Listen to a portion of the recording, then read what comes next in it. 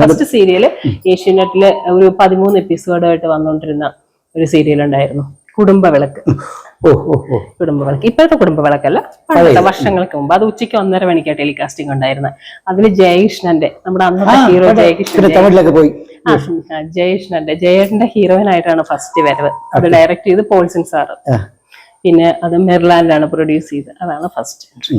പിന്നെ അന്നത്തെ മാനസപുത്രി, അങ്ങനെ അന്നത്തെ കുറെ സെൻട്രൽ പിക്ചേഴ്സിന്റെ ഹിറ്റ് കുറെ സീരിയലുകൾ ചെയ്തിട്ടുണ്ട്.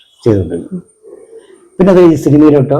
സിനിമ അതിന്റെ ഇടയില് കുറച്ച് സിനിമയില് ഒരുപാട് സിനിമകൾ ചെയ്തു. പക്ഷെ ചെറിയ ചെറിയ ക്യാരക്ടർ, സീരിയലാകുമ്പോൾ വലിയ ക്യാരക്ടേഴ്സ് കിട്ടുന്നത്, ത്രൂ ഔട്ട് ക്യാരക്ടേഴ്സ് ഇപ്പൊ ആൾക്കാർക്ക് വേഗം മനസ്സിലാവും. ഇപ്പൊ സീരിയൽ കണ്ടതിന് ശേഷമാണ് നമ്മളെ കാണുമ്പോ ചേച്ചി ഇത് ചെയ്തില്ലേ അത് ചെയ്തില്ലേ എന്നിവിടെ പിള്ളേരൊക്കെ ചോദിക്കും നമ്മോട്.